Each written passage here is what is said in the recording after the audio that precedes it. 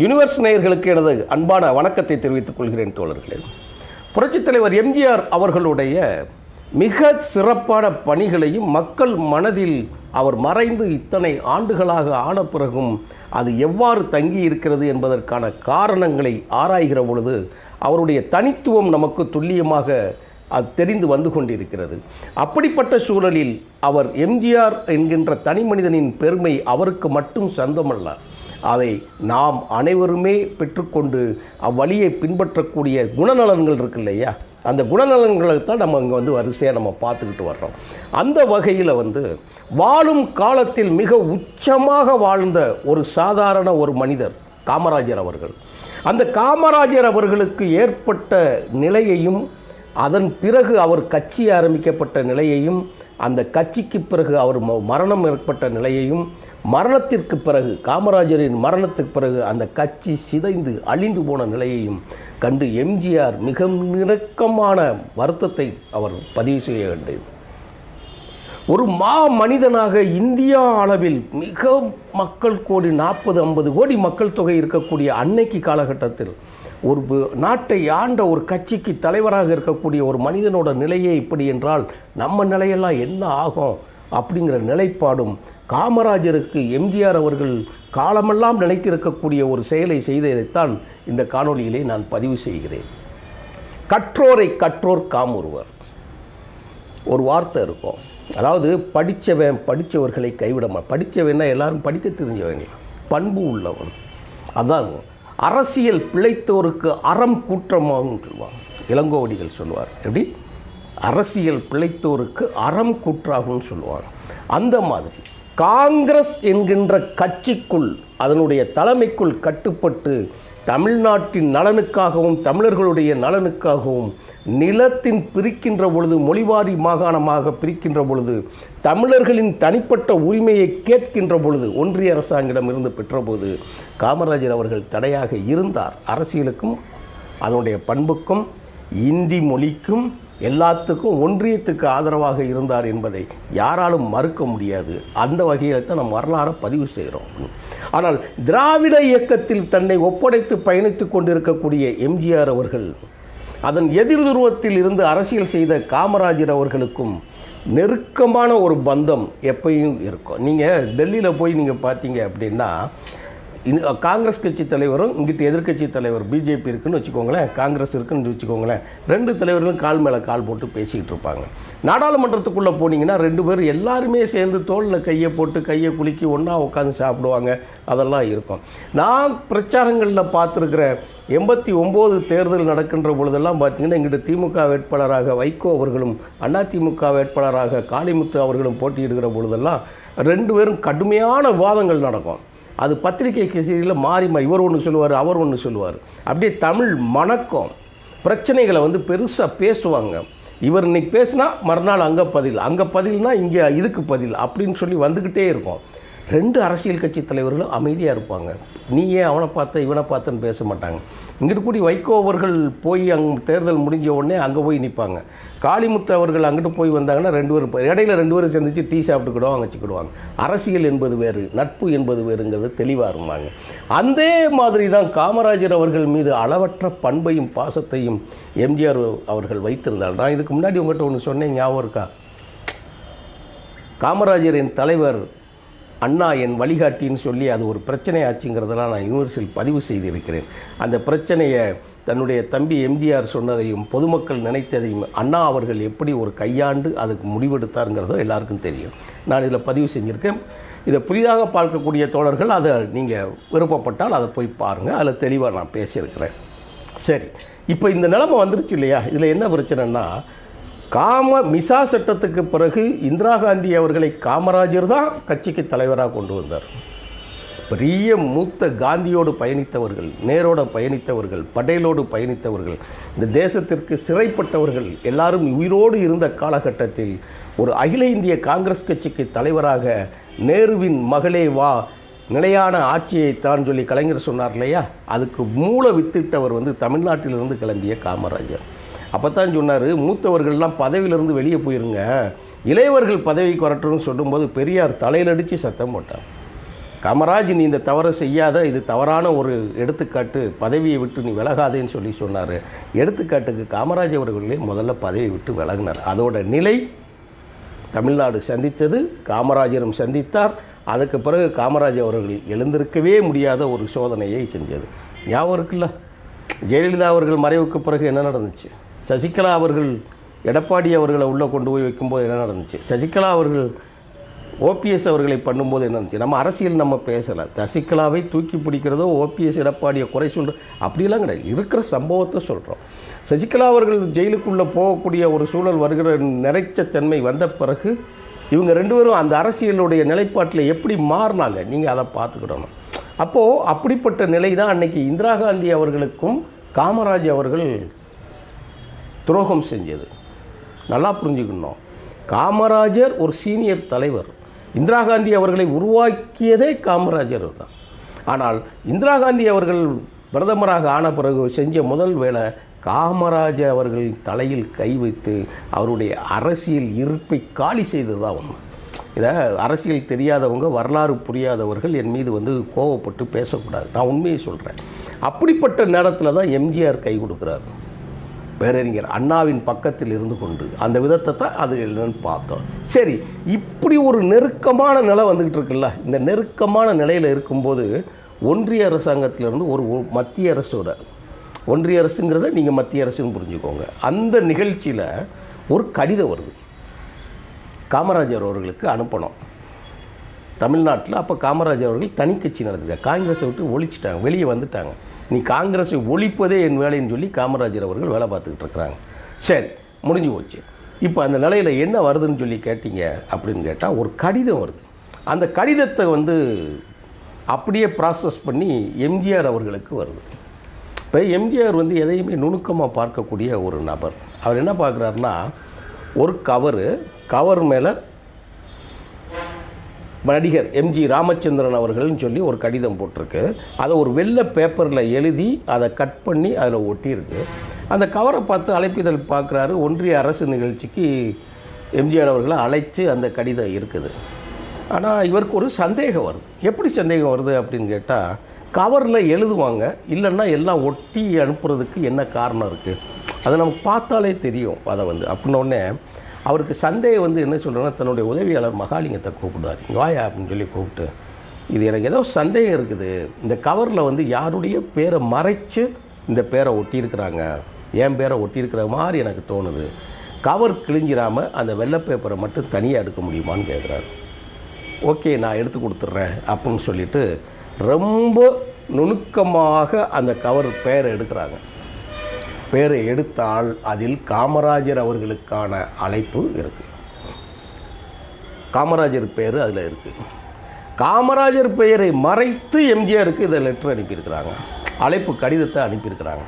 அப்போது உடனே எம்ஜிஆர் இதை ரெண்டையும் பிரித்து பார்த்துட்டு என்ன பண்ணுறாங்கன்னா, நேராக சம்மந்தப்பட்ட துறைக்கு அதை அனுப்புகிறாரு. கேள்வி கேட்குறாரு, ஏன் இந்த மாதிரி ஐயாவுக்கு பெருந்தலைவருக்கு வந்த கடிதத்தை எனக்கு அனுப்பியிருக்கீங்களே என்ன இல்லைன்னு சொல்லிவிட்டு அவங்க நாசுக்காக பதில் சொல்லி அதை மறுக்கிறாங்க. ஆனால் எம்ஜிஆர் அவர்கள் ஏற்றுக்கொள்ளவில்லை. காமராஜர் அரசியலில் தன்னை இழந்து விட்டதால், காமராஜர் இனி தேவையில்லை என்று இந்திரா காங்கிரஸ் நடத்தி விட்டதால் நாம் அதை மறுக்கக்கூடாது என்பதற்காக அவர் என்ன பண்ணுறாரு அப்படின்னு கேட்டிங்கன்னா, எல்லா விவரத்தையும் கேட்டுட்டு அந்த கடிதத்தை மடித்து அப்படியே கொடுத்து தன்னுடைய பெயர் ஒட்டி இருந்த அந்த பேப்பரையும் எடுத்து தனியாக வச்சுட்டு இந்த கடித அழைப்பு நகலை காமராஜர் அவர்களிடம் ஒப்படைங்கிறார். அது அப்படியே சேர்க்கப்பட்டது. காமராஜர் தன் நிலை இப்படிப்பட்ட ஒரு சோதனைக்கு ஆளாகிவிட்டதை எண்ணி மிக மிக வருந்தினார். எம்ஜிஆர் அவர்களை நினைத்து, அவருடைய பெருந்தன்மையை நினைத்து மிகவும் மகிழ்ச்சி அடைந்தார். வேட்டைக்காரன் வருவான், காவல்காரன் வருவான், ஓட்டு போட்டு விடாதீர்கள் என்று எம்ஜிஆரை பற்றி நம்மெல்லாம் சொன்னோமே, இப்படி ஆகிப்போச்சே அப்படின்னார். கம்யூனிஸ்ட் தலைவர்களும் அப்படித்தான் பேசினாங்க. கடைசியில் அவர் உள்ளே போயிட்டாங்க. சரி, ரைட் இருந்துச்சு. அப்படிப்பட்ட காமராஜர் 1975 மரணம் அடைகிறார். வயது மூப்பு. அவர் நினைத்த இடத்தில் நினைத்த கட்சியை கொண்டு போய் சேர்க்க முடியலை. காங்கிரஸ் கட்சியும் தன்னுடைய இழப்பை இருக்கிறது. காமராஜர் அவர்கள் துவக்கிய அந்த காங்கிரஸ் கட்சியும் தமிழ்நாட்டில் சோபிக்க முடியவில்லை. இப்போ நிலையில் வருது. காமராஜர் இறந்துட்டார், என்ன செய்கிறதுன்னு தெரியலை. 75 இறக்குறார். அண்ணா தனி கட்சி அண்ணா தனிக்கட்சி துவங்கி தன்னுடைய இயக்கத்தை ஆரம்பித்த பிறகு என்னெல்லாம் நடந்துச்சு அது எல்லாமே உங்களுக்கு தெரியும். அண்ணாவின் மறைவுக்கு பிறகு என்ன பிரச்சனை நடந்துச்சு, எம்ஜிஆரே வெளியே வந்துட்டார். இப்போ காமராஜர் இறந்த பிறகு அந்த கட்சி சின்ன பின்னமாகிறத கண்ணால் பார்க்குறாரு. அப்போ அவர் சொல்கிறார், யார்கிட்ட சொல்கிறாரு, தன் கூட இருக்கக்கூடிய மகாலிங்கம் அவர்கிட்டையும் தோழர்கள்ட்டையும் சொல்கிறாரு, ஆனாளப்பட்ட காமராஜர் அவர்களுக்கு, சுதந்திர இந்தியாவில் இருந்து இந்திய காங்கிரஸை காப்பாற்றிய காமராஜர் அவர்களுக்கே இந்த நிலை, அவர் துவங்கிய கட்சிக்கு இந்த நிலை என்றால் நமது கட்சிக்கு என்ன நிலையாகும் என் மறைவுக்கு பின்னால் அப்படின்னு யோசிக்கிறார். யோசிச்சுட்டு சொல்கிறாரு, அவர் மற்ற தலைவர்களை பற்றியெல்லாம் எதுவுமே பேசலாம். எம்ஜிஆரோட தனிப்பண்பு என்னன்றதுன்னா, அவர் கூட வந்தவங்கெல்லாம் பெரிய தலைவர் கிடையாது, அவர் ஒருத்தர் தான். அவரை நம்பி மட்டும்தான் அவர் அரசியல் பண்ணார், அவரை நம்பி மட்டும்தான் வீதிக்கு போனார், அவரை நம்பி மட்டும்தான் போய் ஓட்டு கேட்டார். இதுதான் உண்மையாக நடந்த விஷயம். ஆனால் மக்கள் தூக்கி கொண்டாடினார்கள் அவரை, இது மறுக்க முடியாத விஷயம். ஆனாப்பட்ட காமராஜர் நிலைமை வந்துச்சுன்னா தொண்டர்களோட நிலை எப்படி ஆகும் அப்படிங்கிறத நினச்சி தான் அவர் பொதுக்குழு மூலமாக பொதுச் செயலாளரை தேர்ந்தெடுக்க வேண்டும் அப்படிங்கிற ஒரு சட்டத்தை கொண்டு வந்து தன்னுடைய கட்சி அஜெண்டாக்குள்ளே கொண்டு வந்து இன்னைக்கு வரைக்கும் 1000 குழப்பங்கள் இருந்தாலும் அந்த செய்திகள் நடந்துகிட்டு இருக்கு. சரி, இப்போ எம்ஜிஆர் அவர்கள் முதலமைச்சர் ஆகிட்டார். அவர் என்ன செஞ்சார் தெரியுமா, காமராஜருக்கு செஞ்ச விஷயம் என்ன தெரியுமா, காமராஜர் வாழ்ந்த வீட்டை நினைவு இல்லத்தமாக மாற்றி காட்டியவர் எம்ஜிஆர். அவர் இருந்தது ஒரு பெரும் கோடீஸ்வரன் வீட்டில். எல்லாரும் சொல்லுவாங்க ஏழை பங்காளன் காமராஜர் குடிசையில் வாழ்ந்தார், கரண்ட் இல்லாத இருந்ததுன்னு சொல்லுவார். அதெல்லாம் கிடையாது. காமராஜர் வாழ்ந்த வீட்டிற்கு நான் பலமுறை போயிருக்கிறேன், அதை முழுவதுமாக சுற்றி பார்க்கிறேன். காமராஜர் மரணிக்கும் வரை மிகப்பெரிய பங்களாவில் தான் அவர் வாழ்ந்தார். அதுதான் உண்மை. அது ஒரு ஐயங்கார், டிவிஎஸ் ஐயங்கார் பங்களா. அவருக்கு துணையாக நின்றவர்களுடைய பாஷ்யம் ஐயங்கள்லாம் பெரிய அளவில் உதவி செஞ்சு அவர் பெரிய வாழ்க்கை தான் வாழ்ந்தார். அதுதான் உண்மை. இப்போ என்ன செய்யணும், ஏன் இந்த வரியை நான் சொல்கிறேங்கிறத நீங்கள் கோவப்படக்கூடாது. அப்படி வாழ்ந்தார் இப்படி வாழ்ந்தான்னு சொல்கிறேன்னு நீங்கள் சொல்லி எதுவும் பேசக்கூடாது. ஏன் ஒரு பெரிய பங்களாவில் வாழ்ந்தேன்னு சொன்னால், மிகப்பெரிய கோடீஸ்வரன் வீட்டில் தான் வாழ்ந்தார். காந்தி அவர்களும் அப்படி தான் இருந்தார். காந்தி எளிமையானவர், சாகிற வரைக்கும் பெரும் பங்களாவில் அவர் வாழ்ந்தார். அதான் உண்மை. அவர் இறந்த இடம் எங்கே, யாரோட இடம் உங்களுக்கு தெரியும் இல்லையா, டாட்டாவோட இடம் அது. அது மாதிரி இவர் இறந்த டிவிஎஸ் ஐயங்காருக்கு சொந்தமான, ஐயங்கார்களுக்கும் பார்ப்பனர்களுக்கு சொந்தமான இடத்துல தான் இருந்தார் பங்களால். இப்போ ஏன் இந்த வரியை சொல்கிறேன் நான், அந்த இல்லத்தை நினைவில்லமாக வாக்கணும்னா அவன் கொடுக்கணும்ல. ஒரு சாதாரண வீடுன்னா கொடுத்துருவான், அது ஒரு பெரிய பங்களா. இன்றைக்கி நீங்கள் பார்க்கலாம், டி நகரில் சிவப்பு கலரில் அடிச்சிருக்கோம், காமராஜர் இல்லைன்னு போட்டிருக்கோம். அதை உருவாக்கியவர் எம்ஜிஆர். சரி, அந்த வீட்டை அவன் கொடுப்பானா, மெயின் இடத்துல இருக்கக்கூடிய அந்த வீடை அவன் கொடுப்பானா, அதை வாங்கணும்ல. அதனால தான் அந்த விளக்கத்தை நான் சொல்கிறேன். அந்த ஓனர் வெளிநாட்டில் இருக்கார். இப்போ என்ன செய்கிறது, முதலமைச்சரான எம்ஜிஆர் அவர்கள் நேரடியாக வீட்டின் உரிமையாளருக்கு தொலைபேசி மூலம் பேசுகிறாரு. அவர் நான் வெளிநாட்டில் இருக்க தெரிஞ்சு அவர் ஊருக்கு வந்த உடனே எம்ஜிஆர் அவர்கள் நேரடியாக அவர் வீட்டுக்கு போகிறார். நீங்கள் இங்கே தான் பார்க்கணும். எங்கள் ஒருத்தவங்களுக்கு அன்பு செலுத்துறதும் ஒருவருக்கு நன்றி செலுத்துறதும் விதம் இருக்குல்ல, அந்த விதத்தை எப்படி காட்டுவாங்க. அதே மாதிரி தான் எம்ஜிஆர் அவர்கள் என்ன செய்கிறார்னா, நேராக அந்த வீட்டுக்கே போய் ஒப்பார் இல்லாத தலைவர், இந்த மக்களுக்கும் நாட்டுக்கும் உழைத்த ஒரு தலைவர் வாழ்ந்த இல்லத்தை அரசு வாங்கன்னு நினைக்குது, நீங்கள் கண்டிப்பாக கொடுக்கணும், உங்களுக்கு தேவைன்னா நான் வேறு நிலம் கொடுக்குறேன் அப்படின்னு சொன்ன உடனே அந்த ஓனர் அதை கொடுக்குறாரு. கொடுத்த உடனே அந்த காமராஜர் வாழ்ந்த வீட்டை அரசு நினைவு இல்லமாக மாற்றுகிறார். காங்கிரஸ் கொடுக்கவில்லை. எந்த காங்கிரஸுக்காக தன் காலமெல்லாம் உழைத்தாரோ அந்த காங்கிரஸ் கைவிட்டது என்றுதான் உண்மை. தோழர்களே, இதை பார்க்கக்கூடிய தோழர்கள் யாரும் வருத்தப்பட்டு நீங்கள் கோபமாக பதிவிட வேண்டாம்.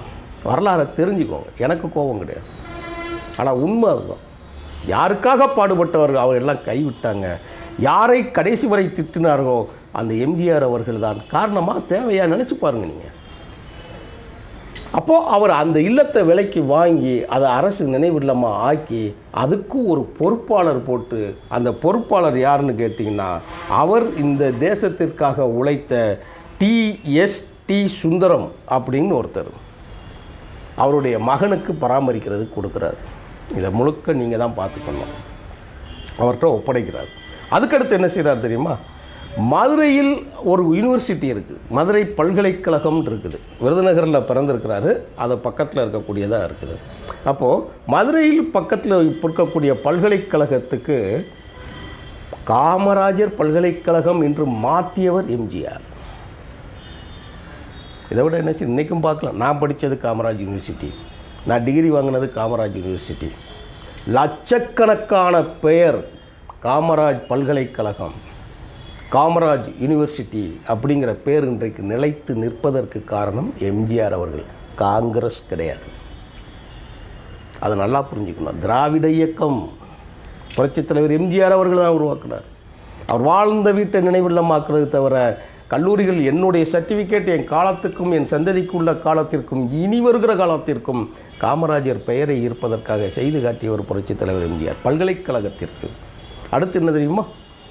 அவர் பிறந்த விருதுநகர் மாவட்டத்தை காமராஜர் மாவட்டம் என்று அறிவித்தார். அந்த காமராஜர் மாவட்டத்தைச் சேர்ந்த மதியழகன் தான் இப்போ உங்கள்கிட்ட பேசிக்கிட்டு இருக்கேன்.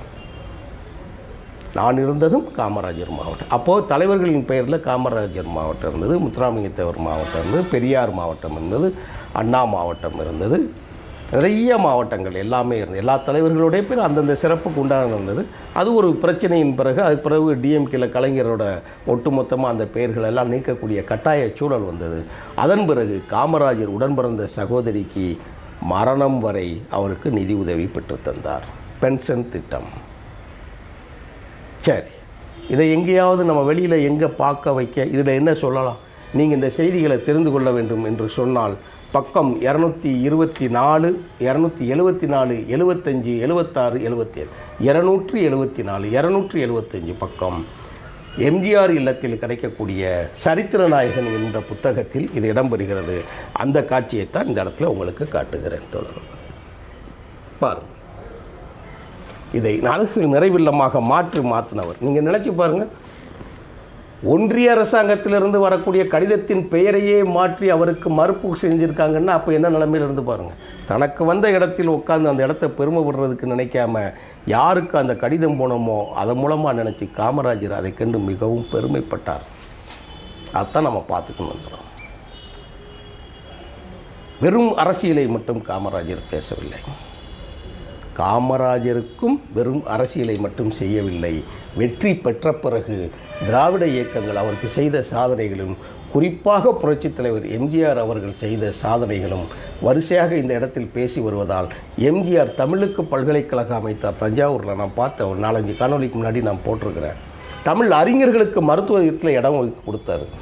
இங்கே காமராஜர்களுக்கு பல்கலைக்கழகமும் காமராஜர் சகோதரிக்கு பென்ஷன் திட்டத்தையும் அதே காமராஜர் வாழ்ந்த இல்லத்தை நினைவு இல்லமாக மாற்றியதும் தனக்கு வந்த கடிதத்தை காமராஜர் அவர்களிடம் போய் சேர்த்ததையும் செய்து மகத்தான மனிதனாக மாறிய காட்சியை யூனிவர்ஸ் பதிவு செய்ததில் பெருமைப்படுகிறது. நன்றி, வணக்கம் தோழர்களே.